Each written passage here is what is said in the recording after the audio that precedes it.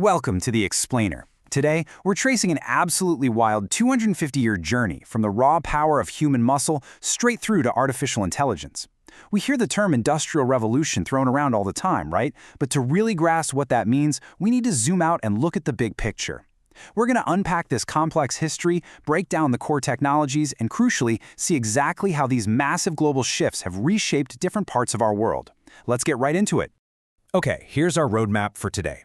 We'll start with steam to silicon, then define the four revolutions. After that, we'll look at man, machine, and speed, followed by the optimists versus pessimists. Then we'll focus on Africa and the global south, and finally wrap up with navigating the digital future. Section 1, Steam to Silicon. To really understand what's changed when we say industrial revolution, we're going to start by looking at the absolute extremes of this 250-year timeline. Just look at the massive leap we've taken as a society. On one hand, think about those 1750s steam-driven textile factories.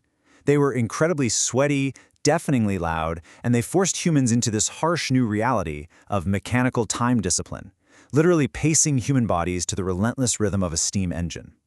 Now, contrast that with today's automated digital information systems. They're totally silent, physically sterile, running entirely on algorithms and data. We've literally gone from replacing physical human labor with dangerous, loud machinery to replacing human cognition with invisible, silent code. It's a staggering shift. Moving on to Section 2, the four revolutions defined. Let's break down how we actually got from point A to point B across four distinct phases of breakthroughs. It is so fascinating to map out the core tech of each era. The first revolution, in the 1750s, that was all about harnessing inanimate energy, steam and water power, to finally break free from the limits of human and animal muscle. Then, the second revolution in the 1870s brought a huge qualitative leap into mass manufacturing, totally driven by electricity, steel, and synthetic chemicals. Fast forward to the 1960s with the third revolution, and suddenly information technology and early computers are processing data instead of physical materials. And finally, we land in the 2000s with the fourth revolution, which is defined by artificial intelligence and this mind-bending fusion of the digital, physical, and biological worlds. The crucial takeaway here is that an industrial revolution is not just a single, isolated event. It's a continuous, historical process. Notice how the impact on labor evolves across these phases. First, we replace raw muscle with steam. Then electricity and mass production systems, like the assembly line, come in and rationalize traditional craft labor. Enter the computer age, which starts automating routine, repetitive tasks. And today, well, AI is stepping right into the realm of complex cognition, taking on tasks we honestly thought only the human brain could handle. It's an ongoing, systematic replacement of human effort with machine-led production. That brings us to Section 3, man, machine, and speed.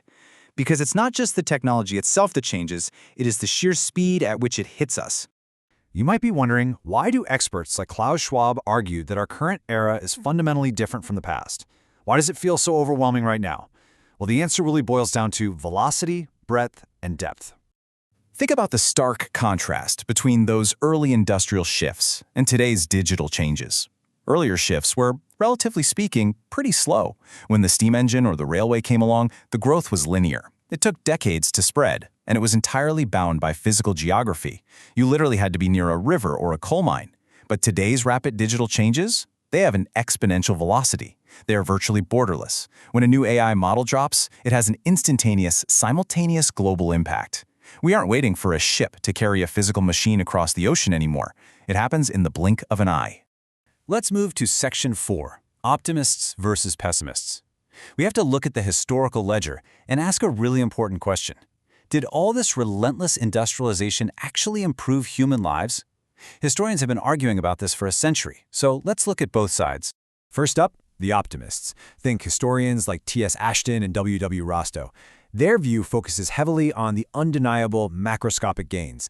They point out that mechanization and mass production vastly raised overall living standards, steadily increased wages over time, and generated a level of global economic growth that was literally unprecedented in human history. From this perspective, the machine was the ultimate liberator from poverty. On the flip side, we have the pessimist perspective, championed by figures like E.P. Thompson and Friedrich Engels. They argue that we absolutely cannot ignore the human cost. Yes, there was massive economic growth, but early industrialization also brought immense misery to the laboring classes.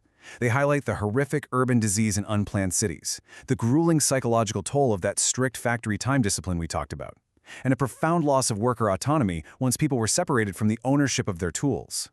It's a stark reminder that technological progress doesn't automatically equal social progress. Section 5. Africa and the Global South. We need to shift our focus now because the story of industrialization wasn't just a European one. Let's see how these massive technological waves impacted development in the Global South, particularly across Africa. Historian Walter Rodney made a very powerful historical claim about this.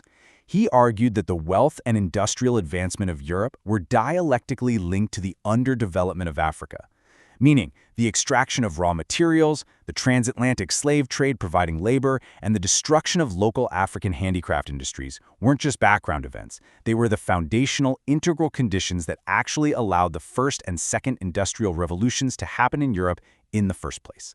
And this historical context feeds perfectly into the economic theory of unequal exchange. This structural legacy explains how colonial policies deliberately maintained African nations as suppliers of raw materials rather than allowing them to build protective tariffs and actually compete in manufacturing. By exporting cheap raw materials and importing expensive manufactured goods, value was, and in many ways still is, systematically transferred away from the developing periphery right to the industrialized core. But this definitely isn't just ancient history. Bringing it to the present, thinkers are warning that the modern digital revolution might actually repeat this exact same extractive dynamic. They call this data colonialism. Instead of mining copper or harvesting cotton, predominantly northern platform companies are now systematically extracting behavioral data from populations in the Global South. The resource has fundamentally changed from the physical to the digital, but the unequal flow of value, that remains strikingly similar. So for those of you studying global economic development, here is why this matters. Africa was historically structured to be a supplier, not a peer competitor. Local industrialization was actively prevented, and even later on in the late 20th century, structural adjustment programs often stripped away local protections, leading to further deindustrialization and factory collapses. Understanding these historical exclusions is absolutely crucial to navigating today's tech-driven development challenges.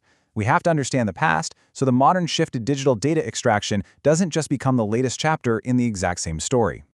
This brings us to our final section, Section 6, Navigating the Digital Future. As we wrap up this explainer, let's look at what's actually coming as we fully enter this age of AI and biotechnology. Klaus Schwab makes an incredibly profound point about this era. Think about it.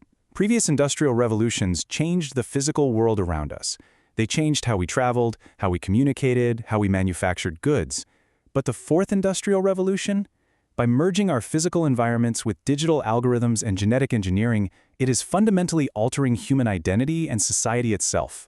We are literally modifying cognition with AI and biology with gene editing. It challenges who we fundamentally are.